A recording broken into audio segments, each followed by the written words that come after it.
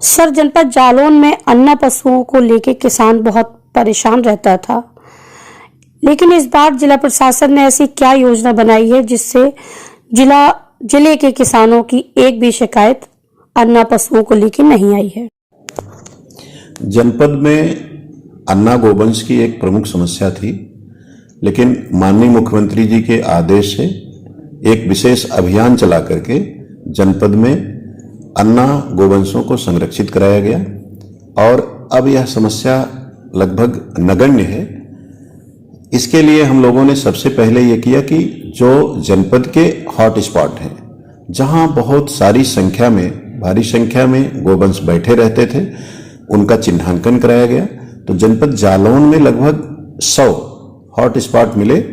वो कालपी, आटा, जालौन, कोंच, विभिन्न जगहों पर चौराहे, तिराहे, प्रमुख हाट बाजार स्थल पर जहां पर वो बैठे रहते थे या उनका संचरण हुआ करता था।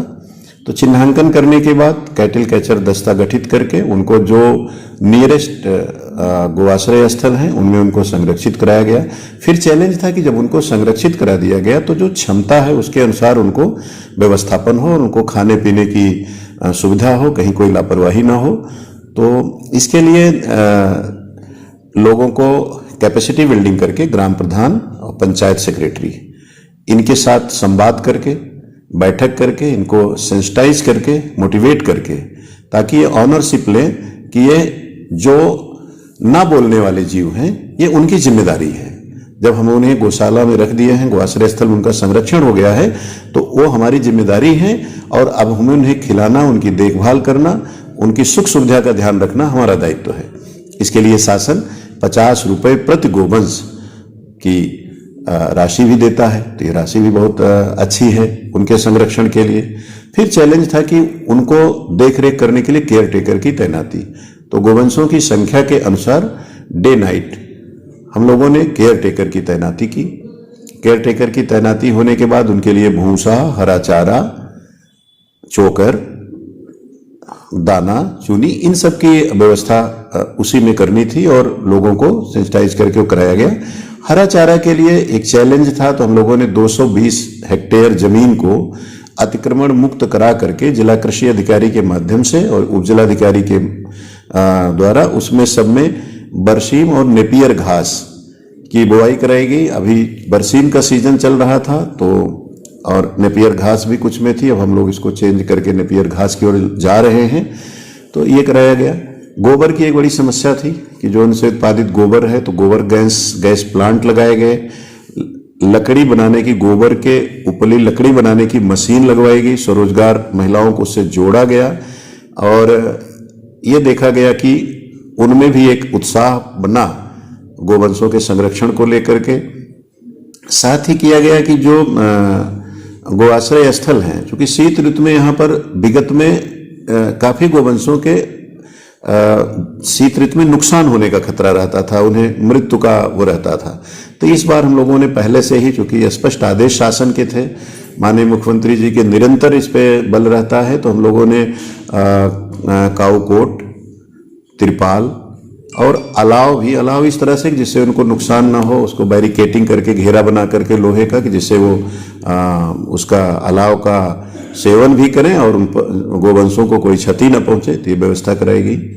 साफ सफाई, नाली, शोकपिट, गोबर के लिए बर्मी कंपोस्ट की उसकी स्थापना का कार्य, इन सब के बावजूद भी यदा कदा शिकायत मिलती थी कि लोग गोवंशों को अच्छे से पालन पोषण नहीं कर रहे हैं, उनको समय पर जो है वो चारा भूसा नहीं दिया जा रहा है या किसी में हरा चारा नहीं दिया जाता था। इसके लिए कलेक्ट्रेट में एक मॉडर्न हम लोगों ने कंट्रोल रूम स्थापित कराया। उस कंट्रोल रूम में सीसीटीवी कैमरे का पूरा सर्विलांस, लगभग 150 से अधिक गोआश्रय स्थल को उससे जोड़ा गया है और उन गोआश्रय स्थल में ये विशेष ध्यान रखा गया है कि एक कैमरा तो गेट पे, दूसरा भूसा घर की ओर उन्मुख होते हुए और तीसरा कैमरा जो है वो चरही और जहां खाना पीना खाते हैं वो भूसा चारा लेते हैं उन स्थान पर ये रखा गया है। तो इस तरह से सीसीटीवी सर्विलांस के माध्यम से उनकी निगरानी, कौन आ रहा है, जा रहा है, कितने गोवंश संरक्षित हुए, तो ये था। तीसरा था इंफ्रास्ट्रक्चर को मेंटेन करना। गोवंशों की संख्या के अनुसार उनका क्षमता संवर्धन, अवस्थापना में शेड का निर्माण, नाली, शोकपिट, इन सब का निर्माण, भूसा घर का निर्माण, ये सब प्राथमिकता से कराया गया। साथ ही अगला चैलेंज था कि इनके स्वास्थ्य की देखभाल, टैगिंग करना और इनके समुचित रूप से अगर जो नैसर्गिक रूप से जिन गोवंशों की मृत्यु हुई है उनका पोस्टमार्टम और पंचायतनामा करना। तो इसके लिए हम लोगों ने क्या किया कि डेडिकेटेड डॉक्टर की टीम बनाई। पहले जब परीक्षण किया गया, इसका मीटिंग की गई, तो पता चला कि एक चिकित्सक के पास 60 से अधिक गोआश्रय स्थल हैं, जो कि जनपद जालौन में लगभग 413 गोआश्रय स्थल हैं, तो एक अच्छी खासी संख्या है। तो अब 60 गोआश्रय स्थल की निगरानी एक डॉक्टर तो नहीं कर सकता लगातार, तो इसलिए इनका क्लस्टर बना करके एक डॉक्टर के पास अधिकतम 10 गोआश्रय स्थल दिए गए और उनको यह निर्देश था कि हर तीसरे दिन अनिवार्य रूप से गोआश्रय स्थल का वो चक्कर लगाएंगे।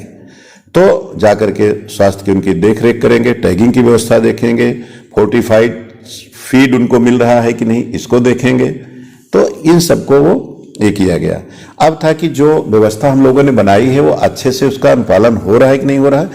तो हम लोगों ने 82 नोडल अधिकारी नामित किए, 82, और जिसमें एक नोडल अधिकारी के पास मैक्सिमम 5 औसतन गोआश्रय स्थल आता है और उनको स्पष्ट निर्देश है कि वीकली वो उसकी निगरानी करेंगे, देखेंगे और अपनी रिपोर्ट देंगे। ये भी ध्यान रखा गया कि नोडल अधिकारियों को कहीं दूर से ज्यादा ना यात्रा करनी पड़े, स्थानीय स्तर पर जो हमारे तैनात अधिकारी हैं उस क्लस्टर के, उन्हीं को यह दायित्व सौंपा गया नोडल अधिकारी का, ये रहा। साथ में एक विशेष एफर्ट ये भी किया गया कि अब जब गोआश्रय स्थल का निरीक्षण किया जाता था तो पाया जाता था कि वहां अभिलेख नहीं रखे हुए हैं, स्टॉक रजिस्टर नहीं है, भूसा का रजिस्टर नहीं है, उनके जो आय व्यय का रजिस्टर वो नहीं है। इस समस्या को दूर करने के लिए लोगों ने एक पोर्टल डेवलप कराया। उस पोर्टल में इलेक्ट्रॉनिकली जो डेटा है वो भर करके और सचिव, प्रधान, साथ में बीडीओ और जो नोडल अधिकारी हैं उनको विधिवत प्रशिक्षित कराया गया।